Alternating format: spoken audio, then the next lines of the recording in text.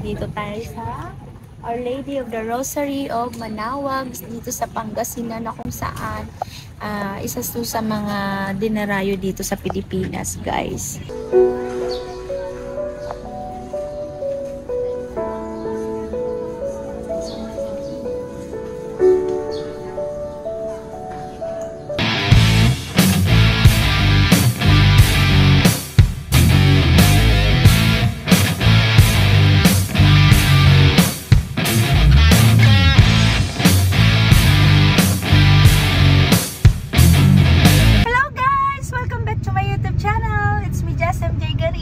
For today's vlog, guys, ay papunta po tayo ngayon sa Pangasinan at dadaan tayo ngayon sa Manaoag, isa sa kilalang simbahan dito sa Pilipinas.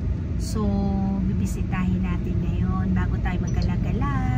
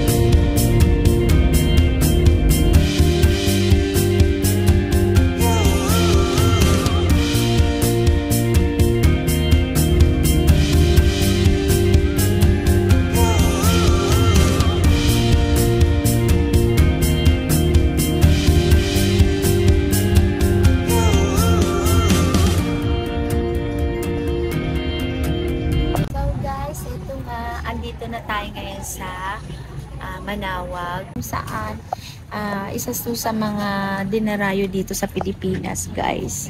May mas ngayon 10:30 daw. So from Manila to here.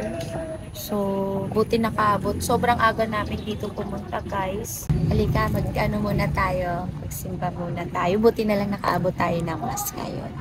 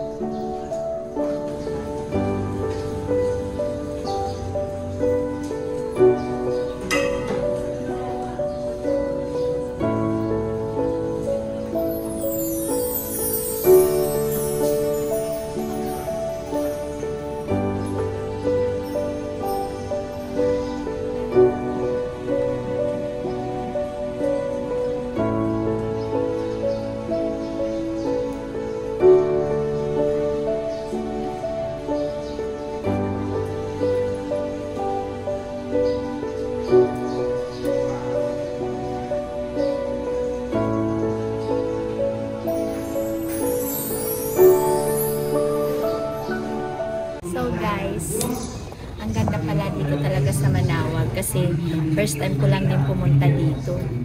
So, sa mga hindi pa nakakapunta guys, visit na kayo sa Manawag para makapagsimba na din. Hindi man ako makapag-video sa loob ng simbahan. Pero, yun, ang linis dito. So, maganda kasi organized. Tapos yung mga dito sa loob, mga mababait, nakaano yung mga tao. Wala ka mairinig na mga ingay. Mga talagang simbahan talaga siya na yun, talagang bahay ng Panginoon. So, super happy ako. Matagal ko na talagang gustong pumunta dito. Ngayon, nakarating na ako. So, ganito pala dito. So, sa mga gustong pumunta dito, guys, punta na kayo dito sa Pangasinan, sa Manawag. Magsimba na rin po kayo dito. Isa to sa simbahan na pinupuntahan dito sa Pilipinas. At dito nga sa Pangasinan natin ito makikita, Our Lady of Manawag.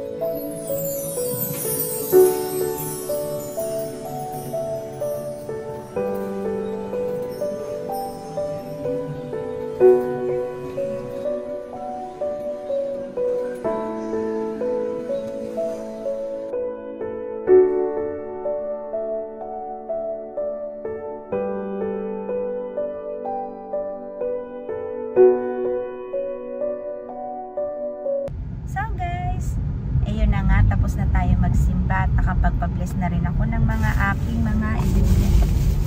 Bumili ako nito guys, so ayan, bumili ako nito, tapos eto, ayan, so meron siyang ano, yung basbas, tapos eto, so yan lang naman guys yung binili ko. So, nakasimba tayo at nakapagpa-bless na rin tayo. Abangan nyo guys yung next vlog ko. Kung pupunta kayo dito sa Pangasinan, syempre sulitin nyo na rin guys yung mga pasyalan dito, kung saan may mga magagandang pasyalan. And watch out kung saan ang next destination natin guys. Thank you so much for watching. See you on my next video guys. Bye for now! Guys, ang ganda ng dagat dito sa La Union. Malinis dito. So, yun nga guys, wala tayong dalang tsinela. So, ayan, tangka niyan, maliligo ka, tapos nakaganito ka. O, diba?